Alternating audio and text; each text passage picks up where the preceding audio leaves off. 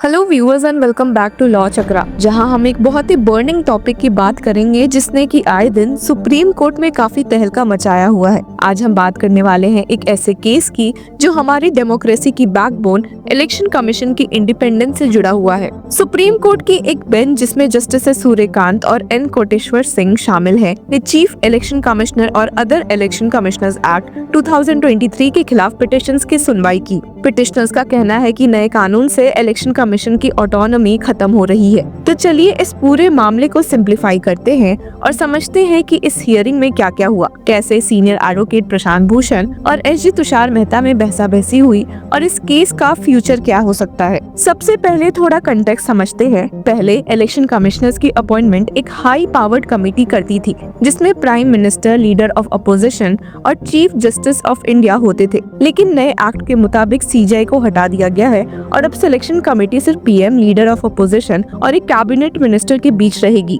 और यही से शुरू होती है कंट्रोवर्सी। पिटिशनर्स, जिसमें सीनियर एडवोकेट प्रशांत भूषण भी शामिल है, का कहना है कि सीजेआई को एक्सक्लूड करना जुडिशरी की रोल को कम करने जैसा है और ये एग्जीक्यूटिव का अनड्यू कंट्रोल दिखाता है। ये एक मॉकरी ऑफ डेमोक्रेसी है, क्योंकि इलेक्शन कमीशन का काम ही फ्री और फेयर इलेक्शंस कंडक्ट करना है, बिना किसी पॉलिटिकल इन्फ्लुएंस के। इसी के बीच में आपको बता दे कि अब टीएमसी लीडर महुआ मोइत्रा ने भी इस प्ली के सपोर्ट में सुप्रीम कोर्ट का रुख किया है, जिसके बारे में उन्होंने अपने एक्स अकाउंट से बताया। अब जहां लोगों को इस हियरिंग का बेसब्री से इंतजार था, वहीं चीफ इलेक्शन कमिश्नर की पोस्ट को अज्यूम करते हुए ज्ञानेश कुमार दिखे हैं और चार्ज लेते ही उन्होंने तुरंत वोटिंग की प्रोसेस पर जोर दिया है। इंटरेस्टिंगली आपको बता दे कि ज्ञानेश कुमार का टेन्योर साल 2029 में खत्म होगा, जब हमारे देश में नेक्स्ट लोकसभा इलेक्शंस की अफरा तफरी मची रहेगी। मतदान, इसलिए भारत का हर नागरिक जो 18 वर्ष की आयु पूरी कर चुके हों, उन्हें मतदाता जरूर बनना चाहिए और मतदान अवश्य करना चाहिए।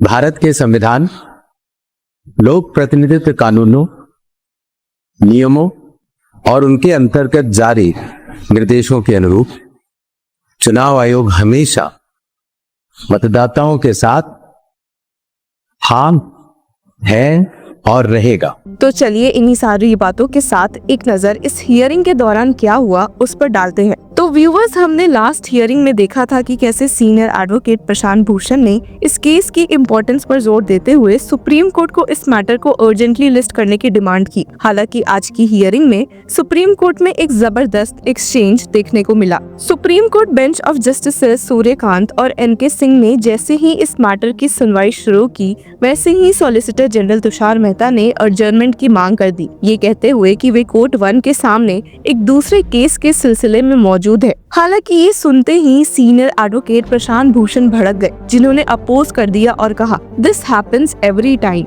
जिसके साथ ही सीनियर एडवोकेट प्रशांत भूषण ने ये भी कहा कि 17 अदर लॉ ऑफिसर्स भी मौजूद है। हालांकि एसजी तुषार मेहता ने भी पलट जवाब दिया और कहा कि I will not stoop solo. यहाँ पर जस्टिस सूर्यकांत ने सिचुएशन को डिफ्यूज करते हुए कहा let me check if space is available, if not we will accommodate you. मतलब कोर्ट ने एक बैलेंस्ड अप्रोच ली, पर ये क्लियर था कि हियरिंग को डिले नहीं किया जा सकता।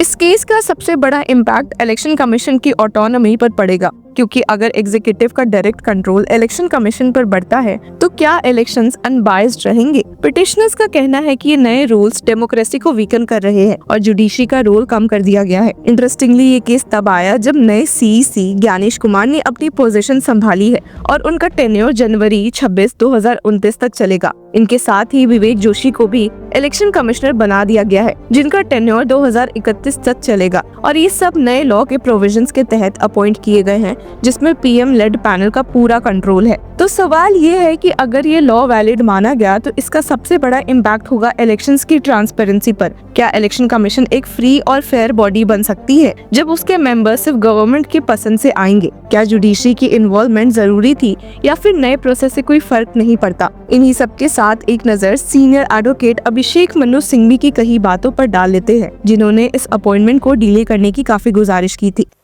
उच्चतम न्यायालय ने दिया था, इसका मतलब ये नहीं कि सुशासन का ये आह्वान है कि क्योंकि आपको अधिकार क्षेत्र दिया है इसलिए आप वही कदम उठाएंगे जो कार्यपालिका के पक्ष में होगा, क्योंकि आप सत्तारूढ़ हैं। खैर, उसके बाद इसको चुनौती दी गई, वापस चुनौती के कई कारण हैं। एक तरफा गैर समतल चुनाव का एक जमीन बनाना, गणतंत्र का मूल तत्व बेसिक स्ट्रक्चर, एक स्वतंत्र चुनाव आयोग होना चाहिए। विशेष रूप से पिछले 2 सालों में और उससे पहले भी जो हमने आरोप प्रत्यारोप देखे हैं चुनाव आयोग के विषय में, जिस प्रकार से हमने कई बार आपके सामने समक्ष रखा है, सभी स्टेक होल्डर्स ने सिवाय सत्तारूढ़ पार्टी ने आपके समक्ष रखा है। कितने 40 लाख लोग बढ़ गए किसी चुनाव में, 3 महीने में, 4 महीने में, क्या क्या हुआ। इस सब को ध्यान रखते हुए इस संदर्भ में यह आवश्यक था कि हमको उच्चतम न्यायालय की स्पिरिट को समझना चाहिए था। इसको जब चुनौती दिया गया है तो लगभग 3 या 4 ऑर्डर्स पास हुए हैं उच्चतम न्यायालय के द्वारा अभी हाल में।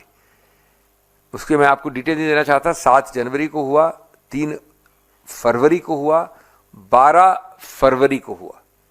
इतनी जल्दी उच्चतम न्यायालय, जिसका मुझे कुछ अनुभव है, ऑर्डर नहीं देती है। 3 ऑर्डर 1-1.5 महीने में।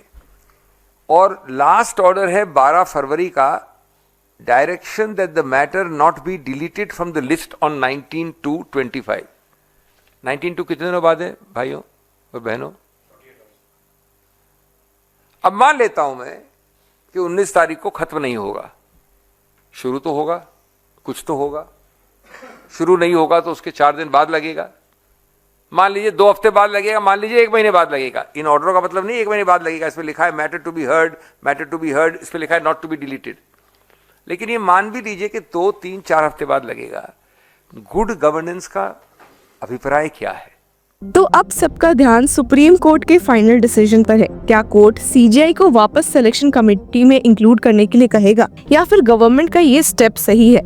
अपनी राय कमेंट्स में जरूर शेयर करें और अगर आपको ये एनालिसिस पसंद आया हो तो लाइक और सब्सक्राइब जरूर करें लॉ चक्रा को। Hello law lovers and justice seekers, welcome to law Chakra. हम आपके लिए लेकर आए हैं कुछ बहुत ही exclusive. Introducing law Chakra prime membership, जो आपको देगा exclusive access like never before. चाहते हो कि सबसे पहले आपको मिले latest legal updates? Law Chakra prime के साथ आपको मिलेगा early access to exclusive content, critical case analysis, courtroom battle का ब्रेकडाउन, वो भी बाकी व्यूअर्स से पहले। मोर अपडेट्स, मोर एनालिसिस, यानी कि फुल इनसाइडर एक्सेस, वो भी बस घर बैठे। यही नहीं, प्राइम मेंबर को मिलेगा access to exclusive interview session with renowned जजेस, लीगल एक्सपर्ट्स एंड लॉयर्स। ऐसे इनसाइट्स जो आपको कहीं और नहीं मिले।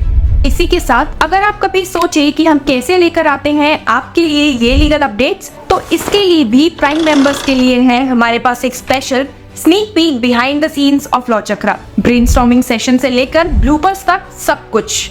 In short, more content, more update and more analysis. Political legal controversies हो या इन डेप्थ लीगल सेशंस, सब कुछ आपको मिलेगा एट वेरी मिनिमल प्राइस। बनिए लॉ चक्र की प्राइम मेंबर और अनलॉक कीजिए full potential of legal knowledge. अभी ज्वाइन कीजिए।